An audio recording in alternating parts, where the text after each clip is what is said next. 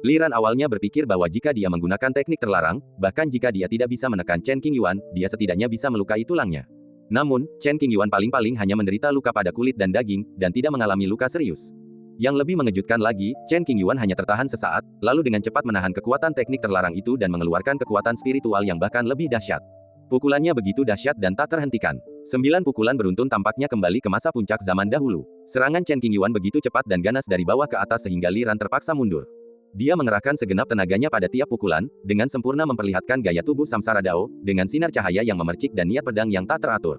Pukulan pertama membuat pedang panjang itu berdentang, pukulan kedua menghancurkan tekanan terlarang Liran, dan pukulan ketiga menghancurkan penghalang pelindung Liran di udara, mengenai dadanya.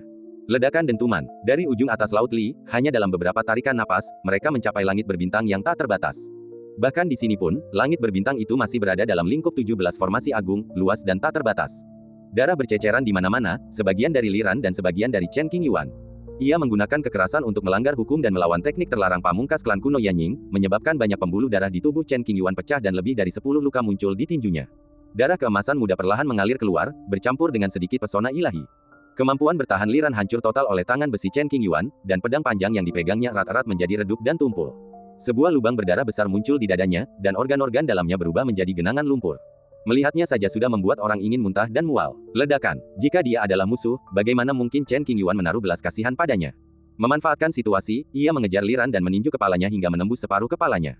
Zat kental berceceran di mana-mana, dan pemandangannya sangat berdarah.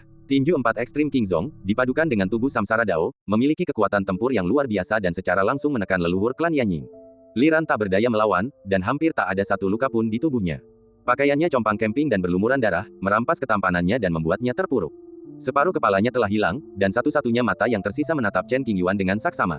Lidahnya yang terbuka bergetar beberapa kali, dan ia berkata dengan suara yang sangat serak, "Yang mulia, suatu kehormatan untuk merasakan kekuatan Anda secara langsung. Namun, sungguh menyedihkan hidup di era yang sama dengan Anda." Chen Qingyuan tidak bergerak lagi. Ia berdiri di lautan bintang dan mengamati dengan tenang. Liran telah membakar darahnya, dan sekarang ia terluka parah oleh Chen Qingyuan, dan ia hanya menghembuskan napas terakhirnya. Seseorang seperti Anda, sejak melangkah ke jembatan ilahi dari tahap Mahayana, bagaikan membuang semua kotoran, membersihkan semua ampas, dan mencapai puncak lagi. Jembatan ilahi merupakan alam bagi rakyat, dan bagi Chen Qingyuan itu bagaikan melepaskan belenggu, membebaskannya dari banyak belenggu dunia.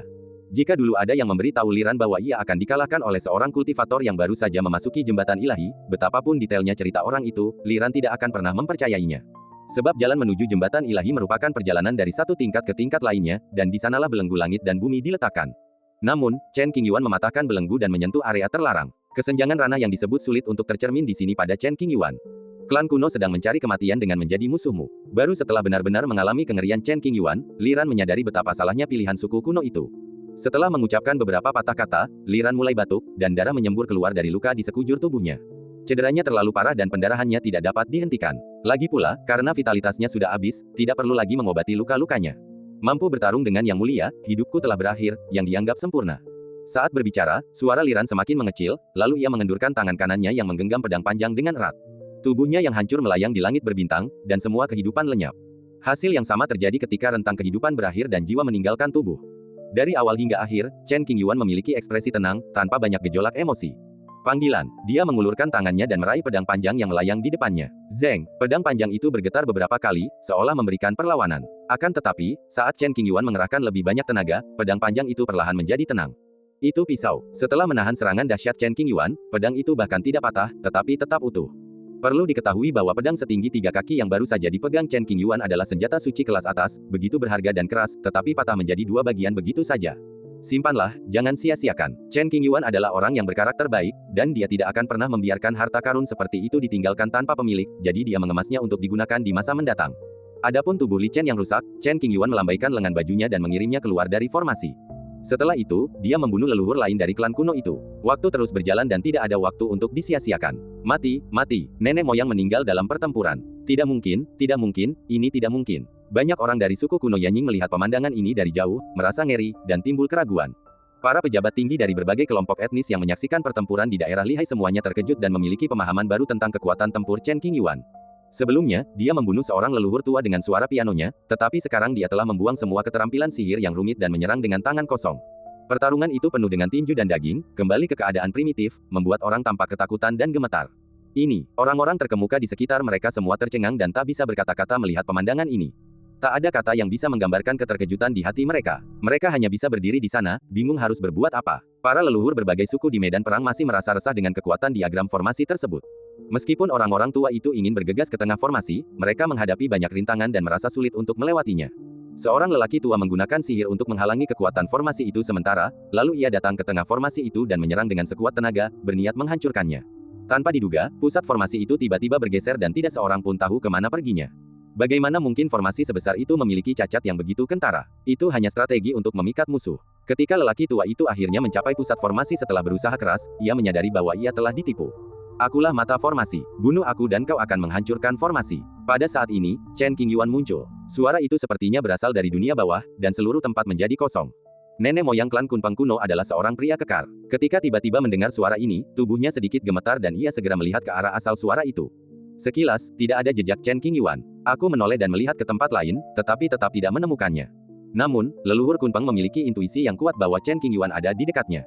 Mengapa kamu tidak dapat menemukannya? Leluhur Kunpang mulai panik, matanya seperti tertutup kain tebal dan dia tidak bisa melihat dengan jelas. Siapapun yang memasuki permainan akan mati. Perkataan Chen Qingyuan bagaikan penghakiman dari dewa kematian. Saat ia berkata demikian, sebuah pedang raksasa jatuh dari langit dan diarahkan ke leluhur Kunpang. Pedang itu dingin dan menusuk, mengguncang langit berbintang. Pedang raksasa itu jatuh, membelah langit. Meskipun Patriark Kunpang langsung merasakan bahaya, ia tidak punya tempat untuk bersembunyi. Ruang ini telah disegel, dan akan sulit untuk membebaskan diri dalam waktu singkat.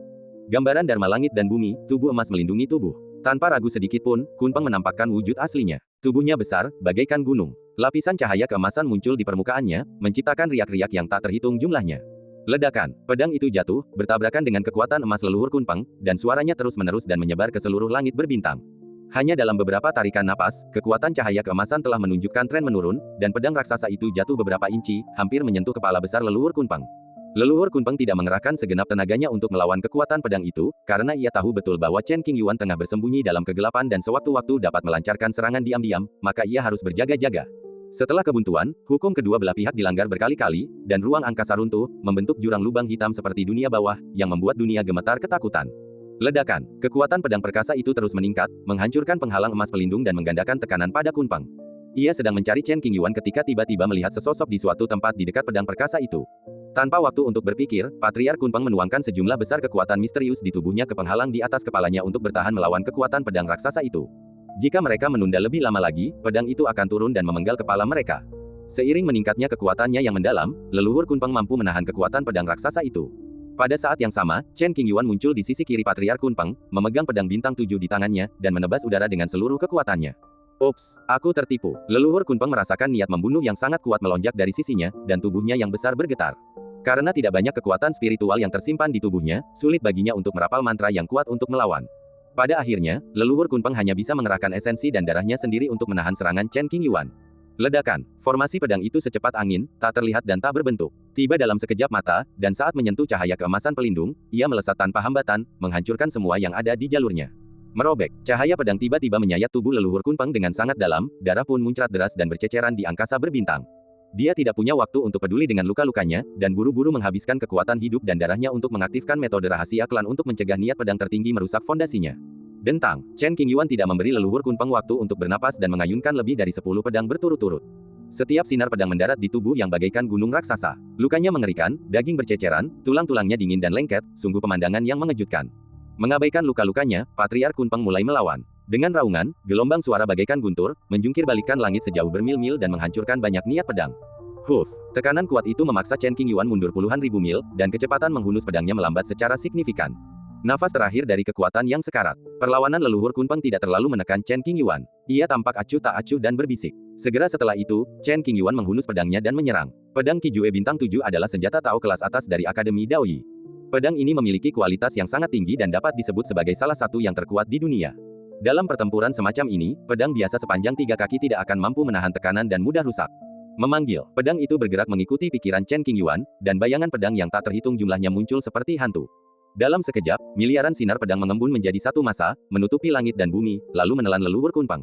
Sekalipun leluhur Kunpang mengorbankan darahnya sendiri dan mengerahkan segenap kekuatan teknik rahasia klannya, ia tetap tidak dapat mematahkan domain pedang yang didirikan oleh Chen Qingyuan.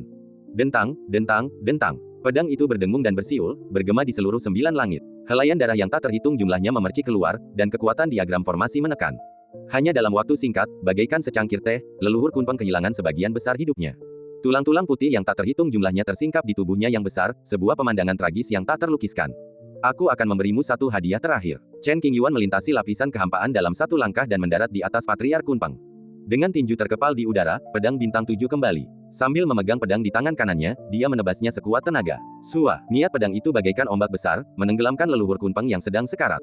Tidak, leluhur Kunpeng masih ingin berjuang, tetapi sia-sia. Ia hanya bisa menjerit pilu. Tak lama kemudian, teriakan itu berhenti dan suasana menjadi hening. Tubuh leluhur Kunpeng terbelah menjadi dua dan jiwanya dimusnahkan. Begitu Anda memasuki pusat formasi, jangan pernah berpikir untuk keluar hidup-hidup.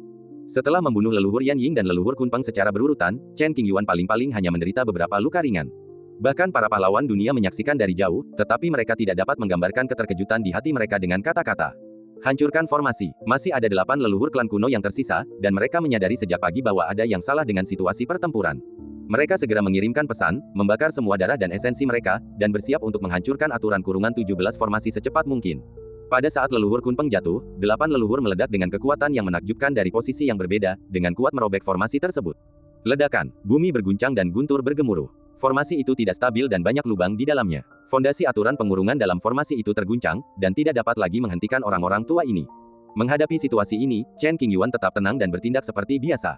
Kultivasinya sendiri masih terlalu lemah untuk memungkinkan 17 formasi mencapai keadaan paling sempurna.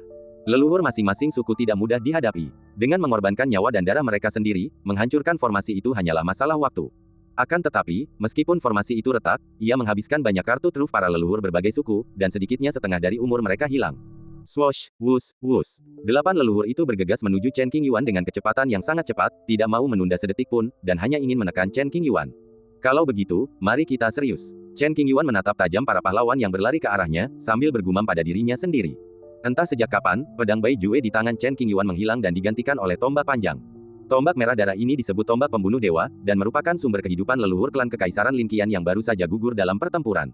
Senjata itu sendiri telah dirampas oleh Chen Qingyuan. Seharusnya cukup mudah digunakan. Chen Qingyuan tidak memerlukan persetujuan dari Killing Divine Halberd, selama benda ini cukup keras untuk menahan dampak berbagai hukum. Asal tombak perak itu sudah diperbaiki dan ada padaku, kenapa aku harus puas dengan yang kurang? Zeng, tombak panjang itu bergetar, tidak tahu apakah ia sedang gembira atau melawan. Chen Qingyuan memegang tombak di kedua tangan dan mengambil posisi bertarung. Jika ada leluhur tua yang datang untuk membunuhmu, segera ambil tindakan. Ledakan. Ia menggunakan tombak pembunuh dewa sebagai senjatanya dan melakukan ilmu tombak. Chen Qing menciptakan jurus Liu Yi ke-21, yang menggabungkan pemahaman tertentu. Dengan menggunakan teknik tombak ini, ia mengalahkan banyak pahlawan di zaman kuno, menaiki jembatan ilahi, dan menekan mayat kaisar, meninggalkan kisah-kisah legendaris yang tak terhitung jumlahnya. Saya akan menggunakan metode ini hari ini untuk melihat apakah saya dapat mengalahkan semua pahlawan dan menciptakan kembali adegan kuno. Nenek moyang klan kuno Lang Yue berpakaian biru, memegang gada 9 bagian di kedua tangan, dan mengayunkannya dengan ganas. Kekuatan yang mendominasi menyerbu ke arahnya, menghancurkan posisi Chen Qingyuan, memaksanya masuk ke pusaran hukum kekacauan. Berbagai tekanan bergejolak di tubuhnya, meninggalkan puluhan bekas dangkal di kulitnya. Melangkah, Chen Qingyuan melangkah maju, menyeimbangkan diri. Memegang tombaknya secara horizontal, ia pertama-tama menangkis serangan yang dilancarkan oleh Patriark Lang Yue, lalu, memanfaatkan momen yang tepat, menusukkannya dengan keras. Bilah tombak yang tajam melesat keluar bagai ular berbisa, menusuk jantung Patriark Lang Yue. Bas! Patriark Lang Yue segera menghindar ke samping, tetapi karena tombaknya terlalu kuat, sepotong dagingnya tetap terpotong. Hari ini, aku, Wang Li, bersedia menukar tubuhku yang membusuk dengan lenganmu. Tiba-tiba, seseorang menyerang dari belakang. Leluhur klan gagak emas kuno, tubuhnya berkobar dengan api yang dahsyat, memegang kapak emas kilin raksasa di kedua tangannya, yang dipenuhi seluruh kekuatan spiritual dan vitalitasnya, lalu menebasnya dengan ganas. Begitu kata-kata itu diucapkan, kapak raksasa itu jatuh. Medan pedang yang dipadatkan Chen Qingyuan di sekujur tubuhnya terpotong-potong dalam sekejap. Saat dia bersiap membela diri, musuh kuat lainnya menyerang dari kiri. Namaku Luo Xinghe. Aku bersedia mengorbankan 500 tahun hidupku untuk melakukan teknik terlarang pamungkas demi pengabdianku kepada Yang Mulia. Ia adalah leluhur klan bulan ungu kuno. Ia berdiri di atas bulan purnama, dengan miliaran sinar cahaya di atas kepalanya. Tangannya membentuk segel, dan pilar cahaya berisi sajak dao yang tak terhitung jumlahnya melesat ke arahnya. Membunuh. Di sisi lain, leluhur tua Yu Chang menerjangnya. Ia meraung seperti harimau, suaranya mengguncang galaksi dan mengusir semua orang. Pedang ini merupakan perwujudan wawasan orang tua ini selama 29.000 tahun terakhir. Aku ingin tahu apakah pedang ini bisa membantumu mencapai alam baka. Di sisi lain, leluhur hantu menyeret pedang besar, menghancurkan langit sejauh 100.000 mil. Saat ia mengayunkannya, cahaya aneh muncul, berbagai aliran cahaya memercik, dan penglihatan kuno itu runtuh. Entah kita mati di langit berbintang dan menjadi batu loncatan bagi Tuhan. Atau kita melangkah di atas kemuliaan Tuhan dan mencapai puncak untuk menyambut kemuliaan tertinggi. 8 leluhur itu tampaknya telah menemukan gairah masa muda mereka, tak lagi khawatir atau takut mati. Mereka mengerahkan segenap tenaga dalam pertempuran sengit. Dalam arti sebenarnya, aku memberikan segalanya, tanpa keraguan apapun. Beberapa orang tua bahkan menghabiskan umur mereka setelah menggunakan teknik yang sangat terlarang dan tidak jauh dari kematian. Para lelaki tua itu tidak memikirkan apa yang akan terjadi selanjutnya. Sekalipun mereka dan Chen Qingyuan sama-sama menderita kerugian dan pada akhirnya ada lelaki tua lain yang meraup keuntungan, itu tidak masalah. Mampu bertarung dengan Chen Qingyuan di langit berbintang, terlepas dari menang atau kalah, merupakan sumber kebanggaan. Ledakan, dentuman, daratan di atas Laut Li, jutaan mil jauhnya, hancur total. Banyak tempat di sekitar yang terkena dampaknya, tetapi untungnya ada banyak pakar terkemuka yang mengamati dan mengambil tindakan, yang mengurangi kerusakan hingga tingkat yang sangat kecil. Klan naga lihai terdekat, formasi pelindung klan tidak dapat menahan kekuatan semacam ini dan runtuh. Ketika para naga mengira mereka akan mati, mereka panik dan dipenuhi ketakutan. Tiba-tiba, 17 pilar surga turun ke laut, membentuk formasi pelindung yang membantu para naga lihai menahan sebagian besar sisa kekuatan musuh. Meskipun 17 formasi utama telah rusak, hukum yang tersisa masih ada, cukup untuk melindungi perdamaian di wilayah tersebut. Ledakan. Dalam sekejap, Chen Qingyuan menggunakan lebih dari 10 jenis teknik tombak untuk memblokir sebagian besar serangan yang cukup kuat untuk membakar langit dan menghancurkan bumi. Namun, leluhur klan gagak emas mempertaruhkan nyawanya, menghunus kapak raksasa, dan sama sekali tidak menghindari kekuatan mematikan Chen Qingyuan. Ia menerima serangan itu secara langsung, hanya untuk memancarkan cahaya terang terakhir. Desir. Kapak itu jatuh dan mengenai bahu kiri Chen Qingyuan, menyebabkan tubuhnya jatuh dengan cepat. Setelah terjatuh ratusan mil, Qiang Xian menahan kekuatan yang luar biasa dan berhasil menjaga tubuhnya tetap stabil. Meskipun tubuh Samsara Dao sangat besar, lukanya masih menganga. Separuh bahu kirinya patah, tulang-tulangnya remuk, dan darah keemasan mengalir deras, membasahi pakaiannya. Itu sepadan. Jantung leluhur klan Jinwu tertusuk tombak Chen Qingyuan, darah dan jiwanya terkuras, dan ia tak berdaya melawan. Sebelum meninggal, ia memandangi luka Chen Qingyuan dan tertawa getir. Chen Qingyuan menghunus tombaknya dan memulai pertempuran berdarah dengan leluhur lainnya. Leluhur Ziyue juga mengorbankan seluruh masa hidupnya, menggunakan teknik terlarang, meminjam kekuatan miliaran galaksi, dan menghancurkannya dengan keras di mahkota Chen Qingyuan. Ada lubang di kepalanya dan darah menetes di rambutnya. Chen Qingyuan menyapu dan membelah tubuh leluhur bulan ungu menjadi dua, menumpahkan darahnya yang berharga dan menyebabkan kekacauan di segala hal. Dia mengangkat kepalanya dan melolong panjang, dan sebuah penglihatan aneh tentang lautan reinkarnasi muncul di belakangnya. Dengan melahap hukum Wanwu, kekuatan spiritual Chen Qingyuan pulih ke keadaan semula dalam waktu yang sangat singkat, dan ia menjadi semakin berani seiring berjalannya pertempuran. Lautan samsara bagaikan jurang tak berujung atau mata dunia bawah, menyebabkan jiwa para tetua klan kuno bergetar tak terjelaskan, dan gerakan menyerbu mereka terhenti sejenak.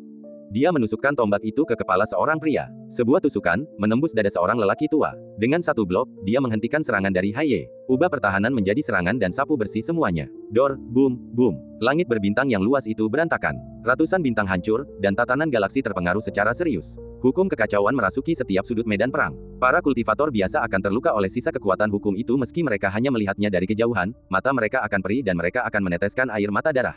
Skenario terburuknya adalah seseorang harus menjadi seorang kultivator pada tahap Mahayana untuk dapat melihat gambaran umum saja. Banyak sekali orang yang gelisah, mata mereka hampir melotot. Puncak gerakan penegakan hukum tampaknya telah berlalu, dan tidak ada lagi ledakan yang terlalu mengejutkan yang terdengar. Apakah pertempuran sudah berakhir? Siapa yang menang dan siapa yang kalah? Para leluhur klan kuno telah mengerahkan segenap kemampuan mereka, dan kekuatan gabungan mereka bahkan dapat memaksa Kaisar Semu untuk mundur. Menghadapi situasi seperti itu, Chen Zunyi khawatir, kemungkinan besar keberuntungan akan datang. Apapun hasilnya, orang-orang tua ini jelas tidak punya energi lagi untuk mencoba mendapatkan darah naga sejati. Para veteran ini jelas datang ke sini demi darah naga sejati, jadi mengapa mereka mengorbankan diri mereka sendiri pada akhirnya? Mengapa? Bertarunglah melawan Gai yang agung, dan terlepas dari menang atau kalahnya, namamu akan tercatat dalam sejarah. Awalnya, orang-orang tua itu jelas tidak ingin bertarung sampai mati. Mereka hanya ingin mendapatkan darah naga asli, meningkatkan kultivasi mereka, dan memperpanjang umur mereka. Kemudian, melihat keagungan Chen Qingyuan, api peperangan yang telah memadamkan api yang tak terhitung jumlahnya tampak berkobar.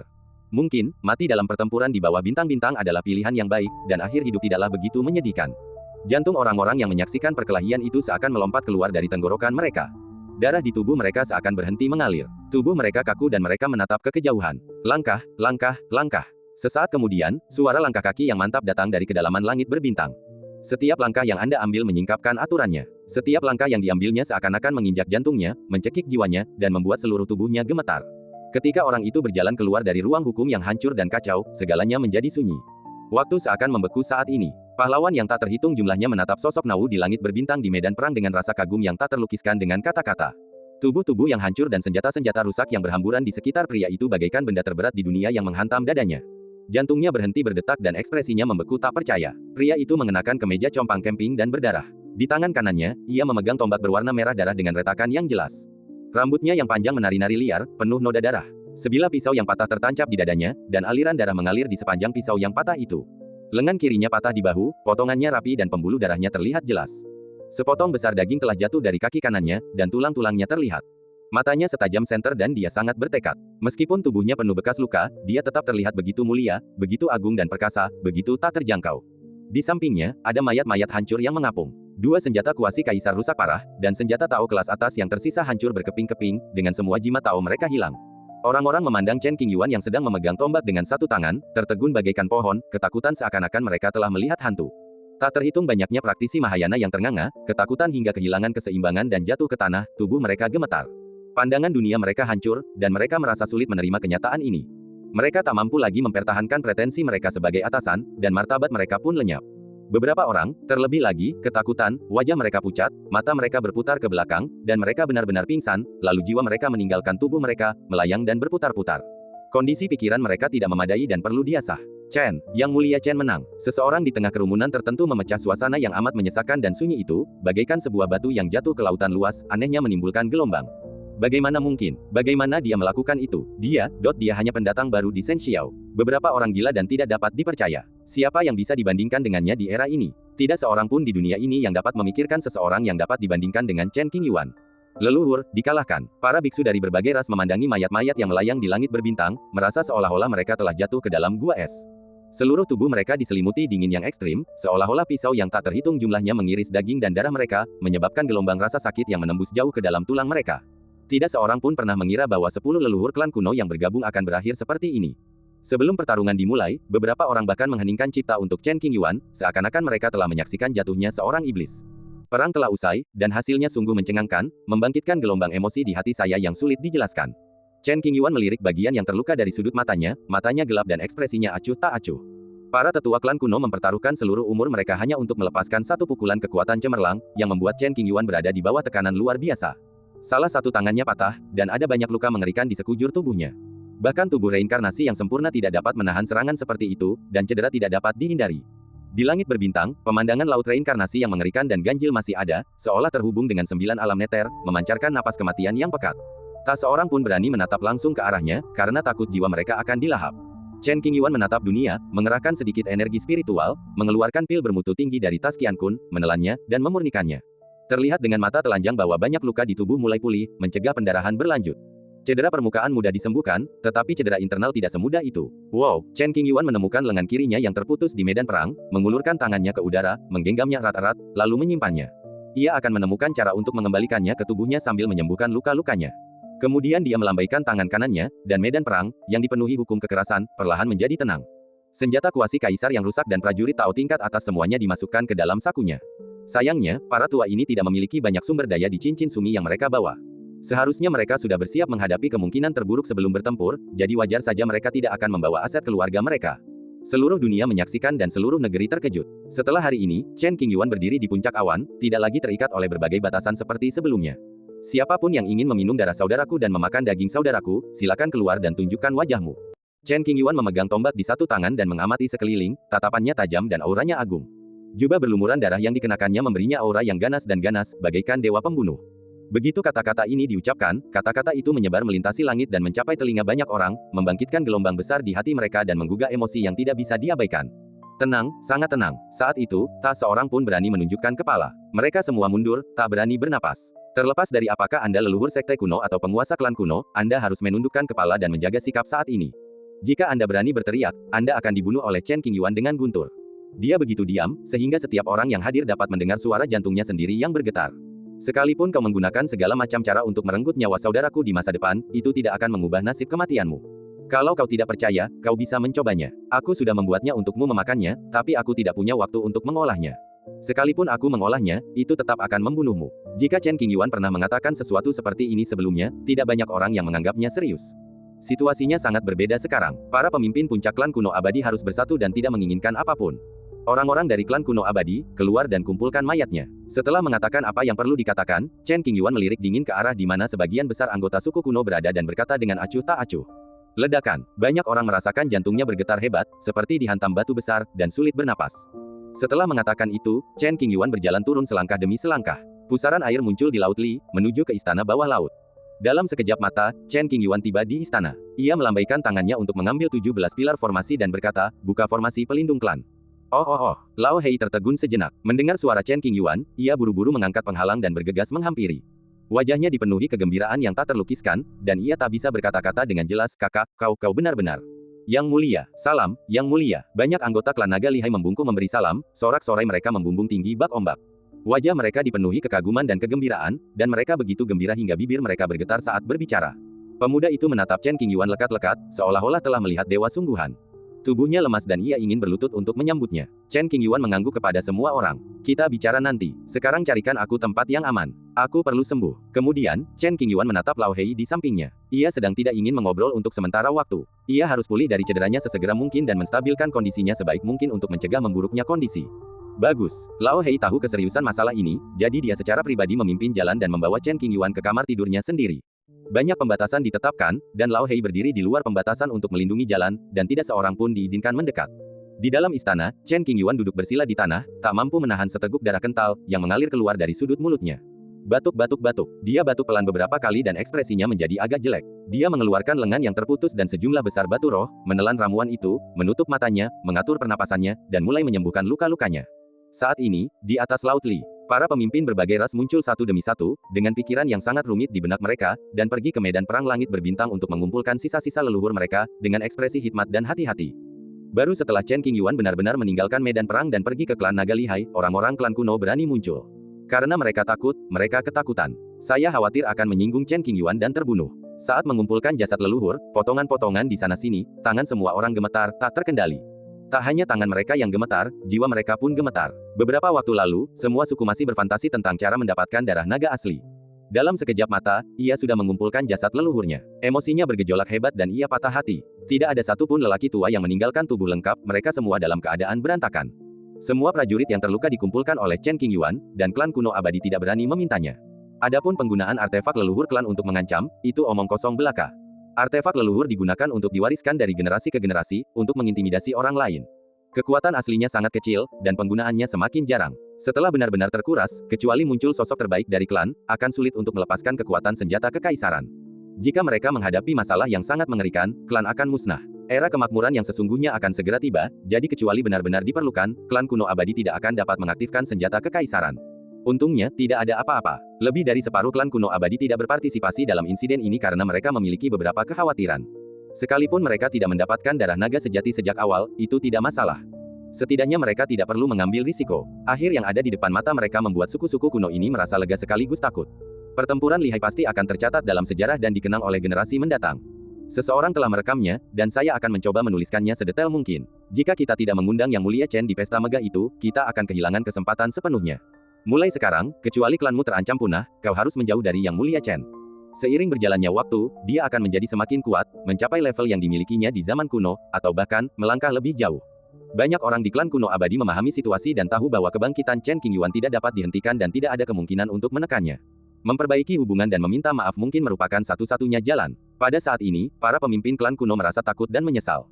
Pada perjamuan terakhir di Tanah Lama, jika semua suku bersedia membayar harga yang menyakitkan, mengesampingkan sementara dendam antar suku, dan bersama-sama memobilisasi tentara kekaisaran untuk menyerang Chen Qingyuan, mereka akan mampu menekannya.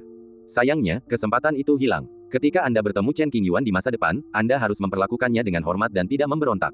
Masalah besar, masalah besar. Berita tentang perang lihai menyebar secepat kilat, dan disiarkan ke seluruh galaksi di alam semesta, menggemparkan dunia dan menyebabkan orang-orang berteriak dan menjerit kegirangan. Benarkah atau tidak? Apakah itu hanya rumor? Ketika orang-orang pertama kali mendengar berita itu, reaksi pertama mereka adalah keraguan. Sungguh absurd dan tidak realistis. Omong kosong, itu pasti benar. Kalau kau tidak percaya, kau bisa pergi ke lihai dan melihatnya. Medan perang itu penuh dengan jejak darah, yang bisa membuat banyak kultivator belajar seumur hidup. Hanya dalam beberapa bulan, dunia dikejutkan. Dengan menggunakan alam satu langkah jembatan ilahi, dia membunuh total 11 leluhur klan kuno. Pertempuran ini tidak memiliki catatan serupa dalam sejarah. Seluruh surga dan dunia dipenuhi dengan kejutan. Di restoran dan kedai teh dari semua lapisan masyarakat, para pendongeng menceritakan kisah pertempuran lihai dengan penuh kegembiraan dan gerak tubuh, seolah-olah mereka telah menyaksikannya dengan mata kepala sendiri. Mari kita bahas dulu pertempuran pertama yang mulia di lihai, pertarungan 1 lawan 1 dengan leluhur klan Lin Qian kuno. Beliau memainkan musik Qin, dan niat membunuhnya begitu kuat. Dia membentuk formasi pembunuh yang mengejutkan dan mengepung 10 leluhur. Kemampuan fisiknya bagaikan dewa, dan dia mampu mengguncang senjata kaisar semu. Siapakah di surga dan di dunia yang tak terhitung jumlahnya yang dapat menandingi Yang Mulia? Petik 2. Selama tempat itu tidak terlalu terpencil, tempat itu selalu ramai, semua orang membicarakan pertempuran lihai. Setiap kali Chen Qingyuan disebut, mata mereka akan berbinar penuh rasa hormat dan kerinduan, berharap dapat menyaksikannya dengan mata kepala sendiri seumur hidup mereka. Para pemimpin senior klan naga bumi lama sedang mengadakan pertemuan darurat. Leluhur klan naga sesekali berkeringat dingin. Untungnya, ia tidak menunjukkan wajahnya saat itu, sehingga masih ada ruang untuk bermanuver. Istana yang megah itu dihiasi dengan berbagai hiasan yang indah. Para eksekutif senior mengambil tempat duduk mereka dan suasananya terasa berat. Apa yang harus dilakukan? Long Jun dan Yang Mulia adalah saudara dalam hidup dan mati, dan Yang Mulia mendapatkan perlindungan penuh dari Anda. Tidak ada cara lain selain meminta maaf. Sekalipun kita bersedia meminta maaf, Raja Naga harus bersedia menerimanya. Sikap Long Jun sangat keras kepala. Aku tidak tahu harus mulai dari mana. Segera umumkan kepada publik bahwa klan naga tidak pernah memutuskan hubungan dengan Raja Naga. Berita sebelumnya hanyalah rumor belaka, yang sengaja disebarkan oleh kekuatan musuh. Sekarang setelah aku mencoba mengklarifikasi bahwa itu hanya rumor, bukankah rasanya seperti mencoba menutupi kesalahan seseorang? Semua orang berdiskusi tentang bagaimana menghadapi hubungan dengan Long Jun. Mereka sangat khawatir dan tidak tahu harus berbuat apa. Sekalipun dunia menertawakan klarifikasi kami harus melakukannya, dan kami harus membiarkan dunia menertawakan kami. Karena kami tidak punya pilihan lain. Pemimpin klan saat ini duduk di kursi tinggi, melirik ke arah para tetua yang hadir, menggertakkan giginya, dan berkata dengan enggan. Jika kau berbuat salah, kau harus membayar harganya. Ingat, mendapatkan pengampunan Lord Long adalah prioritas utamamu. Karena tak sanggup memikirkan darah sang naga, mereka harus melakukan segala daya upaya untuk membawa kembali Raja Naga. Hanya dengan cara inilah mereka dapat memastikan warisan klan naga, yang akan bertahan selamanya. Lakukan sekarang juga, sang patriark memberi perintah. Tak seorang pun bersedia melakukan hal memalukan ini. Mereka semua menundukkan pandangan dan tak berkata apa-apa. Ayo kita mengundi. Sang patriark melihat apa yang dipikirkan dan diucapkan semua orang. Beberapa jam kemudian, seorang pria malang langsung menuju Lihai dengan rombongan dan hadiah berharga. Tidak akan butuh waktu lama untuk mencapai Danau Lihai. Si tetua tidak berani berpura-pura, jadi dia memaksakan senyum buruk dan meminta bertemu Lao Hei. Namun, Lao Hei langsung meminta para penjaga untuk keluar dan menolak menemui pengunjung tersebut. Aku ditolak, tapi sulit rasanya untuk pergi. Aku hanya bisa berdiri di sana dengan bodoh, dan tak seorang pun tahu kepahitan hatiku. Lord Long baru saja mengalami musibah besar, jadi wajar saja kalau beliau sedikit mudah tersinggung. Kita harus menempatkan diri di posisinya dan memahaminya secara realistis. Sang penatua menghibur dirinya dan berdoa dalam hati. Di daerah Lihai, banyak sekali orang berkuasa yang bergegas datang setelah mendengar berita tersebut. Merasakan fluktuasi pola dao yang tersisa di medan perang, kekaguman di hati setiap orang tumbuh lebih kuat. Beberapa orang yang sangat beruntung bahkan dapat memperoleh wawasan dari aturan kekuatan sisa di medan perang, menerobos kemacetan dengan satu pikiran dan meningkatkan kekuatan mereka secara signifikan. Prestasi gemilang Chen Qingyuan dipuji di seluruh dunia, dan ia dipuja sebagai dewa. Dia telah tumbuh sampai titik ini. Mantan sekutu sekaligus rival, setelah mendengar kisah Chen Qingyuan, menghela napas dengan emosi campur aduk sambil menatap ke kejauhan. Contohnya, Jiang Liubai, pria berjiwa ganda, Chang Sun Fengye, sosok yang rapuh, Wu Junyan, penulis yang hemat, Huang Xingyan, garis keturunan Tai Wei. Tidak peduli siapapun orangnya, Wen terkejut. Dalam proses restorasi dan rekonstruksi Tiongkok, pertempuran Lihai tampaknya telah menjadi simfoni era baru, yang menggetarkan hati dan menyentuh jiwa masyarakat. Buddha, apakah ini setan? Di sisi lain, reruntuhan kuno kerajaan Buddha Bintang 9 menyebabkan keributan. Kerajaan Buddha itu aneh dan dipenuhi kabut hitam tebal. Jauh di dalam kabut, seorang Buddha duduk bersila, tidak memancarkan aura Buddha yang murni dan baik hati, tetapi kekuatan aneh yang tak terlukiskan. Jubah polos murid Buddha itu ternoda kabut hitam tipis. Wajahnya tertutup pola-pola Buddha hitam pekat, dan setitik cinabar di antara alisnya sesekali berkilau lembut. Nafas dunia bawah datang dari Sang Buddha, menyelimuti seluruh kerajaan Buddha dan juga menyelimuti para pengikut Sang Buddha. Di mata orang luar, para pengikut Buddha telah dirusak oleh kerajaan Buddha dan menjadi pion di tangan Buddha yang jahat. Mereka kemungkinan besar akan menjadi iblis. Para biksu Buddha semuanya memperlihatkan raut wajah khawatir, berdoa dalam hati memohon berkah Buddha dan tidak membiarkan situasi bertambah buruk. Bila sesuatu terjadi pada seorang murid Buddha, masa depan agama Buddha akan mengkhawatirkan. Di lautan yang kacau, 9 bintang kuno mengapung. Di bintang kuno di tengahnya berdiri sebuah kerajaan Buddha yang luas, dengan kuil dan tengkorak yang tak terhitung jumlahnya tersebar di tanah, memancarkan aura jahat dan iblis. Murid Buddha itu menatap bayangan Buddha yang besar, pupil matanya hitam seluruhnya, dan ribuan pola Buddha melilit tubuhnya. Berdengung, suara nyanyian bergema antara langit dan bumi, dan cahaya Buddha yang redup muncul dan menghilang seperti kunang-kunang. Kau bilang dunia manusia adalah neraka, dan hanya dengan menyelamatkan semua makhluk hidup seseorang bisa menjadi Buddha. Murid Buddha itu berhenti sejenak dalam lantunannya dan perlahan berjalan menuju Buddha yang berdiri di hadapannya. Belenggu bermotif Buddha melilit tubuhnya, seolah menyeretnya ke dunia bawah dan ke jurang. Makhluk hidup di dunia ini terperangkap dalam lumpur. Aku rela pergi ke neraka dan mengabdikan seluruh hidupku untuk menyelamatkan mereka yang menderita. Berjalan ke dalam kabut hitam, Anda akan melihat Sang Buddha berhadapan muka.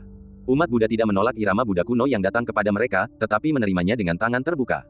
Saya mengerti cara Anda dan bersedia mewarisi cara Anda. Namun, niat awal saya tidak akan berubah. Murid Buddha itu membaca kitab suci cukup lama, mengambil keputusan, dan segera bertindak. Sang Buddha berkata, jika aku tidak ada di neraka, siapakah yang akan ada di neraka? Jalan ini mungkin sulit, tetapi umat Buddha tidak takut dan menjalaninya dengan rela. Merayu, saat murid Buddha itu berjalan menuju tempat Sang Buddha berada, kabut hitam di langit mulai bergejolak. Angin kencang bertiup, menyebabkan kabut tebal itu berubah bentuk. Di dalam kabut, bayangan-bayangan seperti kerangka yang tak terhitung jumlahnya muncul, meronta, meratap, dan terpelintir serta mengerikan. Di zaman kuno, pasti banyak orang yang mati di sini. Seorang pembunuh, seorang biksu Buddha berpangkat tinggi. Hati pendeta terkemuka itu hancur, dan ia memandang dunia sebagai api penyucian dan semua makhluk hidup sebagai roh jahat.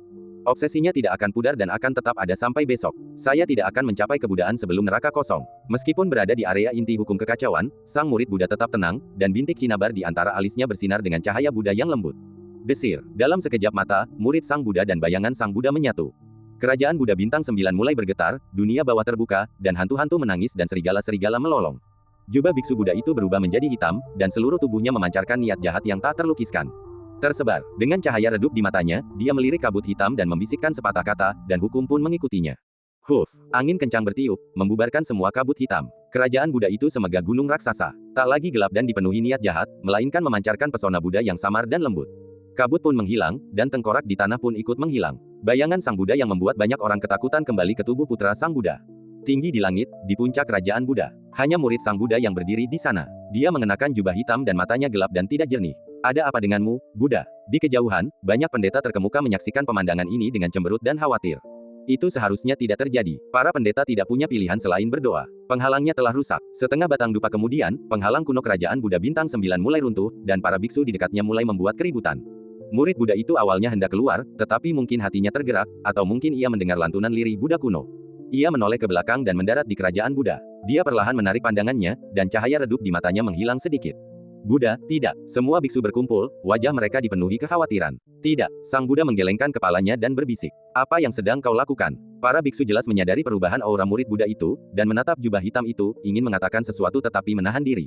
Saya mewarisi sebab dan akibat dari obsesi biksu kuno ini, tidak masalah. Setelah mengatakan hal itu, sang murid Buddha ingin mencari tempat untuk menyepi dan memperoleh pencerahan, dan tidak ingin tinggal lama di sana. Obsesi terhadap kerajaan Buddha bagaikan benih istimewa yang berakar dalam jiwa Buddha. Ia bisa saja melahirkan karya-karya menakjubkan di masa depan, atau malah menjerumuskannya ke jurang tak berujung. Hasil akhirnya tergantung pada perkembangan umat Buddha sendiri. Ribuan mata tertuju pada putra Sang Buddha, ingin mengetahui keadaan terkininya.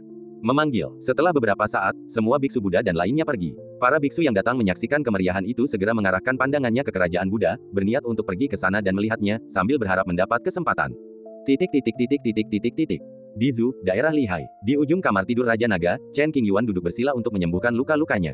Ia dikelilingi oleh batu-batu roh berkualitas tinggi. Kabut roh samar menyelimuti tempat itu, dan sesekali muncul cahaya aneh. Cahaya itu misterius dan mendalam, seperti negeri dongeng. Lengan yang patah disambungkan kembali, dan di permukaan tampak baik-baik saja. Aktivitas sederhana tidak akan terhambat. Setelah menghabiskan banyak sumber daya, Chen Qingyuan menekan luka-lukanya dan sedikit pulih. Jika Anda ingin pulih, Anda harus menunggu selama puluhan tahun dan memulihkan diri secara perlahan, atau Anda dapat memperoleh pengobatan Tao terbaik dan menyempurnakannya. Lagi pula, ini adalah tubuh reinkarnasi, dan sulit untuk memperbaikinya sepenuhnya. Ini bukan patung anggota tubuh biasa. Teruslah sembuhkan lukamu dan jangan tinggalkan bahaya tersembunyi. Di luar istana, Lao Hei menjaganya secara pribadi, dan tidak seorang pun diizinkan mendekat. Bahkan kepala suku Mo Linglong diabaikan oleh Lao Hei. Saudara-saudaraku telah berjuang untukku, bahkan terluka dan mengasingkan diri. Jika aku tidak menjalankan tugasku sebagai pelindung, bagaimana aku bisa hidup bermartabat di dunia ini?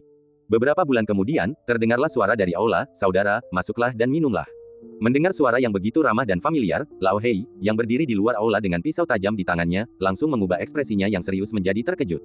Ia segera berbalik dan memasuki aula, gerakannya dilakukan sekaligus, mulus dan luwes. Meja elegan dan kursi giok. Kedua saudara itu duduk berhadapan dengan anggur berkualitas di atas meja. Lao Hei menatap Chen Qingyuan yang tampak normal, lalu berkata dengan gembira, "Kakak, senang sekali kamu baik-baik saja.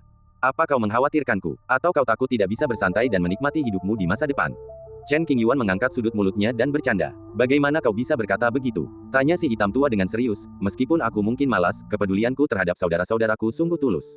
Langit dan bumi bisa menjadi saksinya." Cek, Chen Qingyuan meliriknya, lalu mengambil anggur di atas meja dan meneguknya. "Saudaraku, kamu baru saja menerobos jembatan ilahi. Bagaimana caranya?" Hingga kini, setelah sekian lama berlalu, Lao Hei masih belum bisa mempercayai hasil pertempuran lihai. Rasanya seperti mimpi absurd yang tak sejalan dengan tatanan dunia. Selama periode ini, adegan Chen Qingyuan membunuh leluhur klan kuno terus terbayang di mata Lao Hei, seolah terukir dalam ingatannya dan tidak bisa dihapus. Saya tidak punya waktu untuk membicarakannya sebelumnya, tetapi sekarang saya harus mengobrol baik-baik. Bakat, Chen Qingyuan tersenyum sedikit dan menjawab. Orang-orang tua itu mengincar darah dagingku, kenapa mereka tidak menyerangmu saja? Lao Hei mengamati Chen Qingyuan dari atas ke bawah dan berbisik, menurutku, darah dagingmu adalah harta karun yang sesungguhnya, satu-satunya di dunia, dan sulit ditemukan. Kau pikir pencuri-pencuri tua itu tidak mau memakan dagingku dan meminum darahku? Bukannya mereka tidak mau, tapi mereka tidak bisa. Ketika kultivasi Chen Qingyuan masih lemah, ia diserang oleh orang-orang kuat berkali-kali, tetapi ia selalu mampu mengubah bahaya menjadi aman. Seiring kekuatannya meningkat pesat, tak seorang pun berani memiliki niat buruk, dan mereka semua harus bersembunyi di sudut, tak berani menunjukkan kepala. Apakah aku terlihat seperti seseorang yang bisa kamu bully? Lao Hei bertanya. Sulit, bukan? Chen Qingyuan bertanya balik. Oke, meskipun Lao Hei telah menyeberangi jembatan ilahi, ia masih terlalu lemah dibandingkan dengan barang-barang antik tua di jembatan itu. Ia bagaikan ikan di atas talenan, membiarkan mereka dibantai sesuka hati. Kamu belum benar-benar menemukan bakat tubuh naga sejati. Chen Qingyuan berkata dengan nada menyesal, bekerjalah lebih keras dan tumbuhlah secepat mungkin. Hanya dengan begitu kamu bisa mengendalikan hidupmu sendiri dan melindungi orang-orang yang kamu sayangi. Ya, aku tahu. Lao Hei mengangguk dan mengganti topik. Kak, apa judul lagu tentang pertempuran lihai? Bisakah kau mengajarkannya kepadaku? Lao Hei tertarik dengan sihir Chen Qingyuan. Bermain piano dan membunuh musuh itu keren sekali. Barang yang wajib dimiliki bagi orang malas, karena membuat Anda merasa nyaman hanya dengan memikirkannya. Tidak masalah. Chen Qingyuan mengangkat tangan kanannya dan menyentuh ringan dahi Lao Hei dengan jari telunjuknya. Seberkas cahaya menembusnya. Tapi kau tidak punya bakat untuk ini, jadi kau tidak bisa mempelajarinya. Aku memberikannya kepadamu karena saudaraku memintaku melakukannya. Kukatakan padamu, kau tak bisa memperbaiki rantai itu karena kau benar-benar tak punya bakat musik. Mempelajarinya akan sia-sia, dan kau bahkan bisa terluka oleh teknik ini. Saya bahkan belum mulai berlatih, bagaimana Anda tahu saya tidak bisa mempelajarinya? Lao Hei tidak mempercayainya dan membantahnya. Aku belum mengenalmu. Chen Qingyuan mengenal Lao Hei jauh lebih baik daripada dia mengenal dirinya sendiri. Meremehkan orang lain. Lao Hei bergumam pelan. Cepatlah dan kembangkan tubuh naga sejatimu hingga kesempurnaan agung. Setelah tubuh nagamu berkembang sempurna, kau pasti akan berada di puncak dunia. Hanya sedikit orang yang bisa melampauimu. Bakatnya begitu hebat, banyak sekali orang di dunia yang iri padanya. Saudaraku, izinkan aku bertanya. Jika aku memiliki tubuh naga, bisakah aku mengalahkanmu? Lao Hei serius. Bahkan nenek moyangmu pun tidak bisa melakukannya, bagaimana menurutmu? Chen Qingyuan tersenyum. Nenek moyang klan kita, pernahkah kau melihatnya? Lao Hei menangkap kata kuncinya dan menjadi sangat bersemangat. Coba tebak. Chen Qingyuan tidak mau membahas topik ini lebih jauh. Mayat Kaisar Naga saat ini terkubur di sudut abis. Sekalipun aku berhasil memperbaiki rantai, aku tetap tidak bisa mengalahkanmu. Membosankan sekali. Lao Hei berbisik bahwa dia tidak meragukan bakat tubuh naga asli, tetapi hanya menyalahkan saudaranya karena terlalu luar biasa. Jangan bandingkan dirimu denganku. Chen Qingyuan tersenyum tipis. Kedua saudara itu minum beberapa teko anggur berkualitas dan mengobrol tentang berbagai hal sepele. Saat mereka mengobrol, mereka juga menyebutkan perkembangan Lao Hei dan putri tertua, dan apakah mereka telah menjalin hubungan.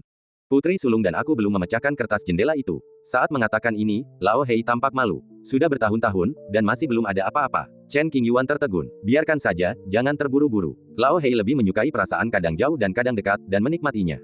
Itu milikmu, jadi lakukanlah sesukamu. Chen Qingyuan selalu ingin menghadiri pernikahan Lao Hei, tetapi tampaknya itu tidak akan pernah terjadi.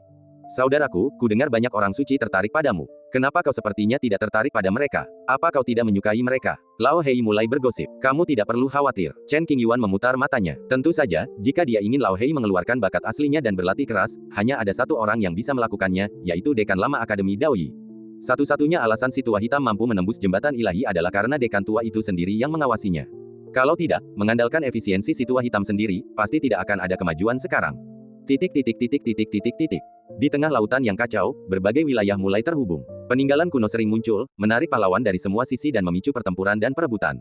Jika tren ini terus berlanjut, Tiongkok akan berubah total dalam waktu paling lama 5 tahun. Tatanan alam semesta telah mengalami perubahan-perubahan halus, dan jejak-jejak kuno mulai muncul. Informasi yang paling penting adalah makam Markis Yunan di timur. Dikatakan bahwa seseorang telah menemukan jejak makam Kaisar Taiwei dan sedang menggalinya dengan sekuat tenaga. Meskipun makam kaisar bagaikan magnet dan banyak tokoh berpengaruh berbondong-bondong ke sana, tanah timur tetap tampak relatif damai. Lagi pula, dengan sekte Buddha yang berkuasa, tak seorang pun berani menimbulkan kerusuhan besar, apalagi mencelakai orang tak bersalah. Terakhir kali klan kuno abadi datang untuk menimbulkan masalah, mereka ditindas dengan paksa oleh sekte Buddha. Setelah kejadian ini, semua orang tahu bahwa agama Buddha memiliki dasar yang mendalam dan tidak boleh diprovokasi.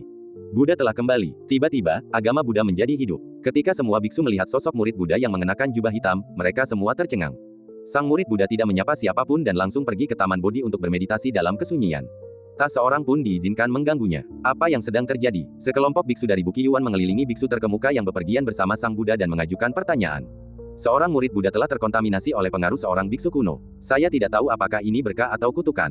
Seorang biksu tinggi yang pergi ke kerajaan Buddha Bintang 9 menceritakan pengalaman ini. Setelah semua orang memahami situasinya, mereka tampak sedih. Dengan kemampuan seorang murid Buddha, aku tidak akan disakiti oleh setan. Begitu emosi itu terjadi, seseorang hanya dapat percaya pada kehendak Buddha.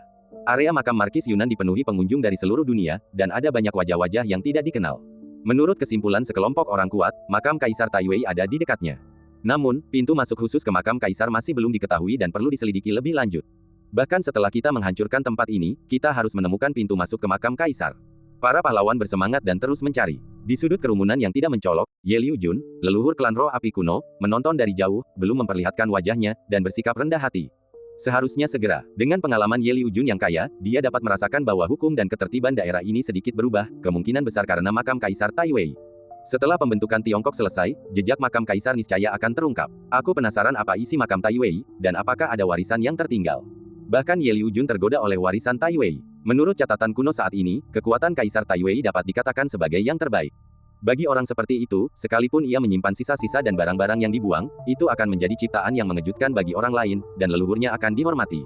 Setelah 2 tahun pencarian yang sulit, para penggarap dari semua lapisan masyarakat akhirnya menemukan beberapa fluktuasi hukum yang tidak biasa di lokasi 700.000 mil di tenggara makam Markis Yunan. Menurut spekulasi semua orang, ini mungkin pintu masuk ke makam Kaisar.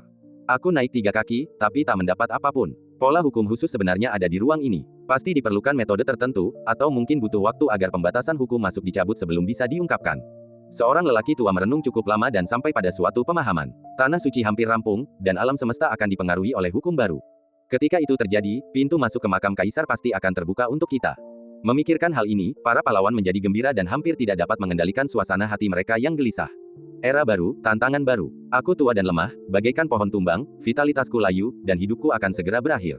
Jika aku bisa mendapatkan kesempatan di dalam makam, mungkin aku bisa hidup untuk melihat masa depan dan mencapai tingkat yang lebih tinggi. Ketika orang-orang tua yang bersembunyi di sudut-sudut gelap mendengar berita tentang makam Kaisar, mereka semua menjulurkan kepala.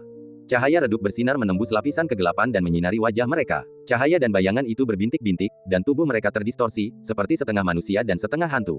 Waktu berlalu perlahan dan alam semesta mulai bergetar. Jauh di dalam lautan kekacauan, hukum-hukum kuno berkelana, tekad para pahlawan yang gigih berbisik dengan mata tertunduk, dan senjata-senjata kuno yang tersisa di dunia mengeluarkan raungan rendah. Pulau-pulau terapung dan bintang-bintang yang beriak di kedalaman laut batas telah menyingkirkan tirai debu tak kasat mata selama bertahun-tahun, menampakkan sudut yang ditutupi bekas luka. Seorang lelaki berjalan melintasi lautan batas, melintasi banyak bintang kuno yang pecah, mencari jejak masa lalu, tidak tahu kemana harus pergi. Dia seperti peri dari istana bulan yang turun ke bumi, dingin dan mulia. Mata dan alisnya indah, seolah diciptakan oleh langit dan bumi, tanpa cacat sedikit pun. Kulitnya lebih putih daripada salju, dan meskipun ia hidup di dunia ini, ia tak ternoda setitik pun kotoran. Tatapan matanya dingin dan jauh, membuat orang merasa jauh, seolah-olah dia tidak bisa didekati atau dinodai. Bibirnya merah muda dan lembut seperti awan. Rambut putihnya lembut dan berkilau. Kemana aku harus pergi? Zixi telah bepergian ke banyak tempat, dan ada sedikit kebingungan di kedalaman matanya. Kenangan masa lalu itu belum juga pulih. Sesekali, beberapa gambar yang terfragmentasi muncul di depan mataku, menyengat jiwaku. Aku tak tahu apakah potongan-potongan gambar itu nyata atau palsu. Setelah berjalan cukup lama, mungkin dengan bimbingan makhluk tak dikenal, Zixi tiba di suatu tempat yang penuh dengan hukum kekacauan. Di langit berbintang yang luas, hukum-hukumnya bergejolak. Kekuatan yang mengerikan itu kadangkala mencabik-cabik kehampaan, seolah-olah ada sesuatu yang tidak diketahui di kedalaman ruang yang tebal, menyesakkan, dan berliku-liku itu. Mata Zixi tertuju pada suatu arah tertentu, menembus kekuatan aneh yang salah dan bengkok serta hukum-hukum yang kacau, dan melihat sesuatu. Itu bukan suatu benda, tepatnya, tetapi suatu wilayah yang tidak diketahui. Di dunia yang tak berujung ini, sungai-sungai hitam mengalir, puncak-puncak menjulang tinggi, awan-awan bergulung, dan kilat menari-nari. Ada gunung dan sungai yang tak terhitung jumlahnya, dan sungai-sungai itu berarus deras. Semakin dalam kau memandang, semakin jiwamu merasa tertekan. Setiap bongkah batu besar menyimpan jejak waktu. Beberapa retak, memperlihatkan cahaya redup yang seolah menyembunyikan sesuatu, pemandangan yang mengerikan. Terkadang langit menggantung rendah, memicu gelombang hukum yang dahsyat. Terkadang sungai mengalir mundur, hukum pun terbalik, dan gunung, sungai, dan segala isinya menjadi terdistorsi, aneh, dan menakutkan. Melangkah, Zixi berjalan menuju area yang tidak dikenal ini. Rasa keakraban datang dari lubuk hatiku, seolah-olah aku sudah lama berada di sini. Kalau saja lelaki berbaju hitam bernama Kong itu berdiri di sini, dia pasti akan mengenali asal-usul daerah ini. Area terbatas tulang abadi, orang-orang menyebutnya tanah jiwa kuno. Pada zaman kuno, tulang abadi datang ke dunia, satu bagian dibagi menjadi 6, dan jatuh ke berbagai tempat di Senzu, dan bumi adalah area tabu. Asal-usul nama tanah kuno jiwa-jiwa mati sangat berdarah dan kejam. Pada masa itu, banyak sekali individu kuat memasuki area terlarang, mencari kesempatan untuk mengubah nasib mereka, dengan rela mempertaruhkan nyawa. Di area terlarang lainnya, peluang bertahan hidup hanya 1 dari 10 atau 2. Tanah orang mati kuno sungguh aneh. Di mata orang biasa, siapapun yang memasukinya akan mati dalam 100 tahun. Begitu masuk, seseorang akan terinfeksi oleh hukum area terlarang, melahap vitalitas mereka dan mengurangi umur mereka secara drastis. Yang lebih mengerikan lagi, mereka yang masuk tidak dapat menggunakan sihir apapun, dan semua titik spiritual di dalam tubuh disegel oleh hukum area terlarang, layaknya orang biasa, tidak dapat menggunakan cara apapun. Setelah keluar, meskipun ia bisa menggunakan kekuatan spiritualnya, ia tidak bisa sepenuhnya lepas dari aturan area terlarang. Energinya mengalir tak terkendali, dan apapun benda pemanjang kehidupan yang ia miliki, semuanya sia-sia. Pasti akan runtuh dalam waktu paling lama 100 tahun. Sejak saat itu, kawasan terlarang ini diberi nama Hantu Desir. Zixi menempuh jarak bermil-mil tak terhitung jumlahnya dalam satu langkah, melintasi kehampaan, dan sosoknya mustahil untuk ditangkap. Hanya dalam sekejap, dia tiba di area terlarang. Tanpa ragu, majulah selangkah. Mungkin hukum kuno di daerah terlarang itu sangat luar biasa, yang membuat Zixi mengerutkan kening.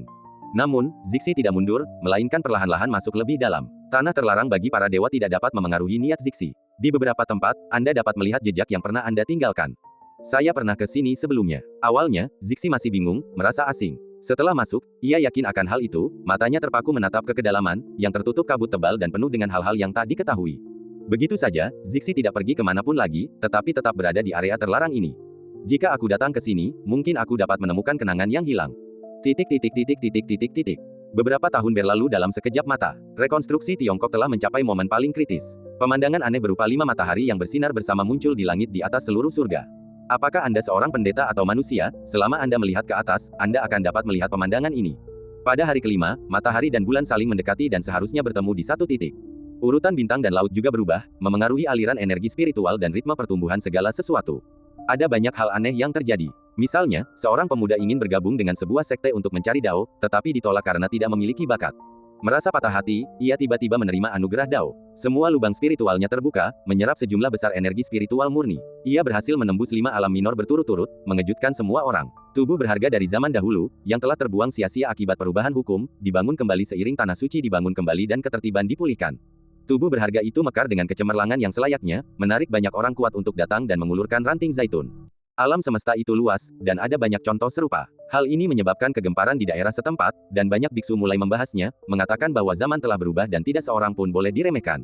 Setelah beberapa bulan berikutnya, kelima matahari yang menggantung tinggi di awan bergabung menjadi satu.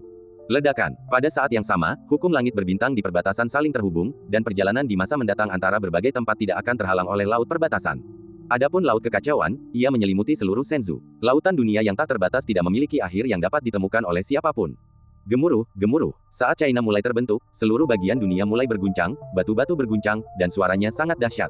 Gunung-gunung dan sungai-sungai berubah, seolah-olah ada tangan raksasa tak terlihat yang melukisnya. Beberapa danau mengering, tanah terangkat, dan berubah menjadi gunung yang menjulang tinggi hingga ke awan. Tanah di suatu daerah retak, membentuk jurang tak berdasar. Di banyak wilayah galaksi, orbit bintang telah mengalami perubahan halus, tatanannya telah berubah, dan hukumnya telah menjadi misterius. Beberapa reruntuhan kuno yang terungkap sebelumnya ditelan oleh celah-celah kehampaan dan menghilang, beberapa berakar di langit berbintang tertentu dan tidak lagi bergerak, dan yang lainnya hanyut ke lautan kekacauan dan tidak dapat diamati dengan mata telanjang. Hukum alam sedang berubah. Bersiaplah untuk memasuki era baru. Chen Qingyuan tinggal di istana naga lihai untuk sementara waktu, dan luka-lukanya sedikit membaik. Ini waktumu. Lao Hei berdiri di samping Chen Qingyuan, menoleh dan menatapnya, matanya menyala-nyala dan penuh keyakinan. Jangan meremehkan orang-orang luar biasa di era ini. Chen Qingyuan, mengenakan jubah ungu, memancarkan kewibawaan. Ia berdiri dengan tangan di belakang punggung, dada membusung, menatap ke kejauhan, pikirannya dipenuhi berbagai pikiran. Di mataku, kamulah yang terkuat. Pernyataan ini bukan sekedar sanjungan dari Lao Hei, namun pernyataan ini datang dari lubuk hatinya. Mendengar ini, Chen Qingyuan tersenyum tetapi tidak mengatakan apapun. Keduanya berdiri berdampingan untuk sementara waktu, dan Chen Qingyuan tampak hendak pergi, aku pergi dulu, jaga dirimu baik-baik. Setelah pertempuran lihai beberapa tahun lalu, tidak seorang pun berani menantang Lao Hei. Chen Qingyuan tiba-tiba berubah menjadi pohon meditasi raksasa, memberikan perlindungan dari angin dan hujan bagi Lao Hei yang bersembunyi di bawah naungan pohon tersebut. Saudaraku, meskipun aku tidak bisa banyak membantumu, jika kau butuh sesuatu, entah itu memperbaiki rantaimu atau menyembuhkan lukamu, aku selalu bisa memberimu tulang. Lao Hei berkata dengan tulus. Pergilah ke neraka. Chen Qingyuan tertegun dan memarahinya sambil tersenyum, aku tidak peduli dengan tubuhmu yang bau. Di mana baunya? Lao Hei mencium bau pakaiannya dengan tajam dan tidak menemukan bau aneh. Meninggalkan, Chen Qingyuan berhenti mengobrol dan berbalik. Sejujurnya, saran Lao Hei memang menggoda Chen Qingyuan. Memurnikan darah dan tulang naga sejati pasti akan memungkinkannya pulih dalam waktu singkat, dan bahkan memperbaiki kondisinya. Meskipun Chen Qingyuan serakah dan jahat dalam kehidupan sehari-harinya, dia baik hati kepada keluarganya dan tidak akan pernah memakan darah daging saudara-saudaranya. Dasar bajingan. Chen Qingyuan berdiri di lautan awan, menurunkan alisnya, dan melirik Li Hai. Awalnya ia mengumpat pelan, lalu mendesah pelan, aku iri sekali. Lao Hei masih menjalani kehidupan yang transparan dan memuaskan. Kehidupan klan naga Li Hai pada dasarnya diurus oleh tetua Mo Linglong. Jika Lao Hei tertarik, ia akan mundur untuk berlatih. Jika tidak ingin berlatih, ia akan tidur, minum, dan mencari berbagai hiburan. Memanggil, Shenzhou sedang dibentuk, dan kelima negara bagian bersatu. Chen Qingyuan ingin menjelajahi berbagai penjuru negeri untuk melihat perubahan apa yang telah terjadi. Di saat-saat seperti ini, ada kemungkinan besar harta karun keberuntungan akan muncul. Jika Anda bisa mendapatkannya, itu pasti akan memungkinkan Anda untuk menyembuhkan luka Anda secepat mungkin, memungkinkan Anda untuk menghadapi masa-masa kemakmuran yang tak terduga. Tanah yang diberkahi ini telah melahirkan harta karun spiritual yang tak terhitung jumlahnya, menjadikannya tempat yang cocok untuk tinggal jangka panjang atau untuk mendirikan sekte keagamaan. Chen Qingyuan telah melewati banyak tempat. Pemandangan pegunungan dan sungai yang awalnya biasa-biasa saja tiba-tiba berubah menjadi tanah suci dengan kabut peri yang menggulung, dan di mana-mana terdapat makna misterius. Lebih dari 1000 orang meninggal hanya demi sepotong rumput kian yang kualitas terbaik. Di suatu tempat, Chen Qingyuan mencium sedikit bau darah. Melihat ke bawah, ia melihat banyak kultivator bertarung dengan sengit. Setelah penyelidikan spiritual, dia menemukan alasannya. Ramuan itu tidak berpengaruh pada Chen Qingyuan. Ia meliriknya sekilas, lalu mengalihkan pandangan dan melanjutkan berjalan. Orang itu adalah dia. Di suatu tempat di galaksi, di suatu bintang, sebuah gunung hijau. Di kaki gunung duduk seorang laki-laki berpakaian putih, sopan santunnya tinggi, penampilannya halus dan mulia.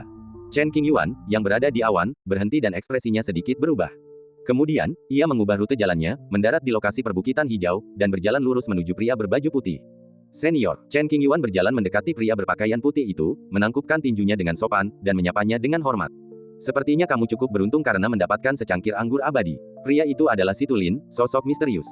Ia ahli dalam ramalan dan telah menciptakan 9 jilid kitab surgawi di zaman kuno. Setelah sekian lama, salah satu jilidnya jatuh ke tangan leluhur Villa Langya. Terima kasih atas bimbinganmu, senior. Chen Qingyuan memiliki pemahaman mengenai latar belakang Situlin, dan menyebut dirinya sebagai junior, menunjukkan rasa hormat yang besar kepadanya. Hanya untuk membangun hubungan yang baik. Situlin tersenyum tipis. Kemudian, Situlin mengetuk meja dengan pelan, dan sebuah kursi muncul, duduk. Mereka duduk dan saling menatap mata satu sama lain. Teh. Situlin menuangkan secangkir teh dan mulai berbicara. Mengapa kamu melakukan ini, senior? Tidak ada seorang pun yang tinggal di sini, dan tidak ada fluktuasi hukum yang khusus. Chen Qingyuan bertanya dengan bingung. Menunggu seorang teman lama. Situlin menjawab. Teman lama, seseorang dari generasimu. Chen Qingyuan menjadi tertarik. Ya, Situlin mengangguk pelan, aku penasaran apakah orang itu masih hidup. Kita sudah punya perjanjian sebelumnya, jadi kita harus menunggu. Bahkan dengan kemampuan Situlin, ia tidak tahu apakah teman lamanya masih hidup. Sepertinya penantian ini ditakdirkan untuk berakhir sia-sia. Berapa lama Anda berencana untuk menunggu? Chen Qingyuan menyesap tehnya. Kita tunggu beberapa hari lagi. Kata Situlin, tahu bahwa ia tak sabar, ia tetap ingin menunggu. Ia pasti teman lama yang dekat dengannya. Tidak mudah untuk bertahan hidup dari generasi itu hingga saat ini. Ini benar-benar masalah memamerkan kemampuan unik seseorang, dan kesuksesan sepenuhnya bergantung pada kemampuan dan keberuntungan seseorang. Kita ditakdirkan untuk bertemu hari ini. Situlin tidak menunggu Chen Qingyuan dengan sengaja, itu benar-benar takdir. Benar, jawab Chen Qingyuan. Ini untukmu. Situlin mengeluarkan jimat giok dari tangannya dan menyerahkannya kepada Chen Qingyuan di depannya melalui udara. Apa ini? Chen Qingyuan tidak menjawab panggilan telepon untuk saat ini dan bertanya. Sebuah buku surgawi, kata Situlin, bantu aku memberikannya kepada anak itu. Anak laki-laki yang dibicarakannya adalah Nangongge. Mendengar ini, jantung Chen Qingyuan berdebar kencang dan kelopak matanya berkedut sedikit. Apakah orang yang kamu bicarakan adalah Nangongge? Chen Qingyuan bertanya dengan akurat. Itu dia. Situlin belum pernah bertemu dengan Nangongge sebelumnya dan sangat tertarik pada sosok luar biasa dari generasi selanjutnya ini. Suatu hari nanti, mereka berdua akan bertemu, dan duduk bersama serta berdiskusi pasti akan menjadi berkah yang luar biasa dalam hidup. Apakah kamu tahu di mana dia? Chen Qingyuan bertanya lagi. Aku tahu. Awalnya, Situlin hanya tahu perkiraan lokasinya, lagi pula, wanita berambut putih itu telah menyembunyikannya. Kemudian, seiring berjalannya waktu, Situlin menghitung sendiri lokasi spesifiknya, pergi ke barat. Setelah mendapatkan alamat yang tepat, Chen Qingyuan menyimpan jimat giok itu dan berkata dengan serius, aku akan menyerahkan benda ini sepenuhnya kepada saudara Nangong. Ya, Situlin mengangguk sambil tersenyum. Saya duduk sebentar dan minum secangkir teh lagi. Chen Qingyuan membungkuk dan berdiri untuk pergi. Di bawah perbukitan hijau, di tengah rimbunnya pepohonan, Situlin duduk sendirian, menunggu sahabat lama yang pernah ditemuinya. Walau aku tahu tak ada pernikahan, aku tetap duduk di sini, menanti dengan sabar, mendengarkan desiran dedaunan tertiup angin sepoi-sepoi, dan mengagumi indahnya bunga dan pepohonan yang bermekaran. Secangkir teh, embusan angin, dan pikiran melayang ke awal zaman kuno, tempat saya bertemu teman lama itu. Saya hampir bisa mendengar kata-kata seorang teman lama, kita sudah tua, dan hidup kita sudah hampir berakhir. Apakah kita bisa melihat dunia yang sejahtera dan damai bergantung pada kemampuan kita sendiri? Jalan menuju puncak diblokir. Kau menggunakan kekuatan 9 jilid kitab surgawi untuk menyentuh tabu-tabu dan menyimpulkan kemegahan tertinggi masa depan. Aku sungguh merindukannya. Ketika masa kemakmuran tiba, kita akan bertemu di sini. Jika aku tidak datang, aku akan gagal. Petik 2. Sahabat lama itu melangkah pergi selangkah demi selangkah, meninggalkan punggung yang panjang. Situlin mengangkat pandangannya, tatapannya dalam, dipenuhi oleh pikiran yang tak terhitung jumlahnya. Mungkin karena berlalunya waktu, kesan Situlin tentang penampilan sahabat lamanya itu agak kabur. Namun, tahi lalat bunga plum di bawah mata kiri sahabat lamanya itu tetap terukir dalam ingatannya, tak terlupakan. Pada akhir zaman kuno, pihak lain yang berencana untuk mencapai keabadian secara bertahap memotong metode reinkarnasi para orang besar generasi berikutnya, dan bahkan mengarahkan pandangannya pada buah dari para kaisar dinasti masa lalu. Sampai akhir era Kaisar Taiwei, belum ada kaisar. Zaman yang sejahtera ini niscaya akan melampaui zaman dahulu kala, bahkan melampaui zaman dahulu kala, dan akan tercipta suatu keadaan yang amat gemilang. Kamu bisa saja mencapainya, tapi waktu menghentikanmu. Sayang sekali. Menengok ke belakang, Situlin mendesah pelan. Di akhir zaman kuno dan awal zaman dahulu kala, dunia baru saja mengalami bencana yang mengejutkan, yaitu pertempuran tak dikenal antara makhluk di sisi lain dan gadis berambut itu. Pertempuran itu menyebabkan kekacauan di dunia, dan butuh ratusan ribu tahun untuk pulih. Pria bertahi lalat bunga plum adalah seorang pahlawan yang mendominasi dunia di awal zaman kuno dan tak tertandingi. Namun, jalan di depannya terhalang, dan ia berhenti bergerak maju, hanya menyisakan kesedihan. Bertahun-tahun kemudian, hukum alam kembali normal, dan seseorang akhirnya membuktikan dirinya sebagai leluhur suatu klan kuno yang abadi. Saat itu, Situlin dan yang lainnya telah lama menghilang, terkubur oleh sungai waktu yang panjang, menjadi setitik debu di masa lalu. Sebuah planet terpencil, sebuah bintang yang tampak biasa saja. Chen Qingyuan mendarat di bintang ini dan melihat sekelilingnya, tetapi tidak menemukan apapun. Ini adalah bintang yang baru saja melahirkan inti kehidupan. Permukaan tanahnya gersang, tanpa jejak vegetasi. Iklan oleh Pub Future. Seharusnya di sini. Mengikuti bimbingan Situlin, Nangong Ge memulihkan diri di sini. Indra spiritual Chen Qingyuan meliputi seluruh bintang, menemukan jejak fluktuasi hukum khusus, dan segera pergi ke sana. Di hadapan kita terbentang jurang tak berujung, beriak akibat hukum kekacauan kuno. Bahkan seorang kaisar semu pun tak mampu menembus hukum dan batasan mulut jurang. Mulut jurang itu sangat mengerikan dan misterius. Berdengung, dadanya tiba-tiba terasa hangat. Chen Qingyuan mengeluarkan batu yang sangat penting itu, menurunkan alisnya untuk memeriksanya, dan batu itu sedikit bergetar. Hukum yang dipancarkan batu itu sangat mirip dengan hukum yang dipancarkan mulut jurang.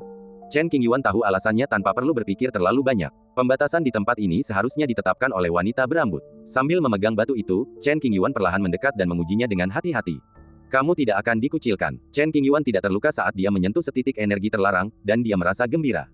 Lalu, sambil memegang batu itu erat-erat di tangan kanannya, dia terjun ke dalam jurang. Tak heran Situlin memberikan tugas ini kepada Chen Qingyuan. Karena hukum mulut jurang, hanya sedikit orang di dunia ini yang bisa masuk. Masuk lebih dalam dan lebih dalam tanpa halangan. Setelah waktu yang lama, mereka tiba di inti bintang. Begitu melangkah ke area inti bintang, Chen Qingyuan melihat sosok yang familiar. Jantungnya berdebar kencang, dan kegembiraan yang tak terselubung terpancar di wajahnya. Nangong Ge tentu saja menyadari kedatangan seseorang yang tiba-tiba. Reaksi pertamanya adalah waspada, seluruh tubuhnya menegang. Kemudian, ia merasakan kehadiran yang sangat familiar. Meskipun ia tidak menoleh, ia tahu siapa orang itu dan langsung merasa lebih tenang, senyum mengembang di wajahnya, tamu terhormat telah tiba. Bajingan, Chen Qingyuan melangkah maju, menenangkan dirinya, dan mengumpat sambil tersenyum. Saya tidak dapat menahan diri untuk tidak memikirkan pesta megah itu. Nangong Ge mempertaruhkan nyawanya untuk memperhitungkan tabu dan mencari jalan yang lebih tinggi. Ia mendatangkan hukuman ilahi yang sangat berat atas dirinya sendiri dan akhirnya meninggal. Meskipun Chen Qingyuan sangat mempercayai kemampuan Nangong Ge, pada saat itu, peluang untuk bertahan hidup kurang dari 1:10.000. Kesedihan dan kesedihan tak terlukiskan kata-kata. Beruntungnya, saya kemudian mendengar berita tentang Nangong GR, dan mengetahui bahwa ia masih hidup, yang membuat saya merasa lega. Sampai jumpa lagi di hari ini, ribuan kata muncul di pikiranku, aku tidak tahu bagaimana cara mengungkapkannya. Aku tahu kamu orang yang tangguh. Kamu tidak akan mati semudah itu. Chen Qingyuan tersenyum dan tampak santai baik secara fisik maupun mental. Itu hanya keberuntungan. Nangong Ge menggunakan pohon suci sebagai tubuhnya. Sekilas, ia tampak normal dan dapat melakukan gerakan sederhana, tetapi akan membutuhkan waktu lama baginya untuk pulih sepenuhnya. Keduanya duduk berhadapan, menyeduh teh dan berdiskusi tentang dunia. Apa yang terjadi di luar? Nangong Ge sangat ingin tahu tentang apa yang terjadi di dunia luar. Banyak hal yang terjadi akhir-akhir ini. Aspek mana yang ingin kamu ketahui? Kata Chen Qingyuan. Setelah pesta pamungkas selesai, mari kita mengobrol perlahan. Nangong Ge tidak sabar dan meminum tehnya. Baiklah, Chen Qingyuan mengangguk pelan dan mulai bercerita, sejak kau diadili oleh hukuman surgawi, klan kuno abadi telah mengambil tindakan dan bersiap untuk menyerangku.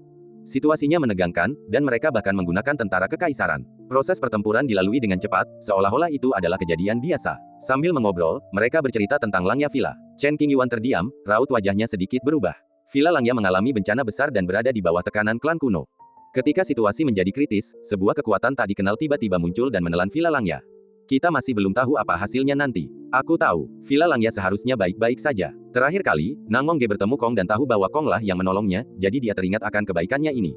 Bagus. Chen Qingyuan menghela napas lega, dan kerutan di dahinya sedikit mereda. Apakah dinasti Shenzhou telah dibentuk kembali? Nang Mongge menyebutkan poin yang sangat penting. Segera, dalam beberapa tahun, semuanya akan terbentuk sempurna. Jawab Chen Qingyuan. Sayangnya, saya belum bisa keluar dan menyaksikan perubahan zaman. Berbicara tentang ini, Nang Mongge merasa sedikit menyesal. Berapa lama lagi sebelum saya bisa memasuki dunia? Chen Qingyuan bertanya dengan khawatir. Paling tidak butuh 50 tahun lagi. Katanya, Nang Mongge terluka parah dan tidak bisa meninggalkan inti bintang untuk mencari makan. Saat kau memasuki dunia, era ini akan semakin seru. Ucapan Chen Qingyuan bukanlah sanjungan, melainkan sebuah pernyataan fakta, istirahatlah dan pulihkan dirimu. Kata Nan Gongge sambil mendongak, setelah kejadian di Villa Langya berakhir, apalagi yang terjadi? Tanah suci penuh dengan peninggalan kuno. Kerajaan Buddha, makam pedang, hutan Osmanthus. Berbagai peninggalan, katakan padaku. Tidak hanya peninggalan kuno yang terungkap, tetapi juga tokoh-tokoh terkemuka dari zaman kuno. Dibandingkan dengan reruntuhan rahasia, yang lebih menarik adalah para pahlawan besar zaman dahulu. Oh, ketertarikan Nang Mongge terusik.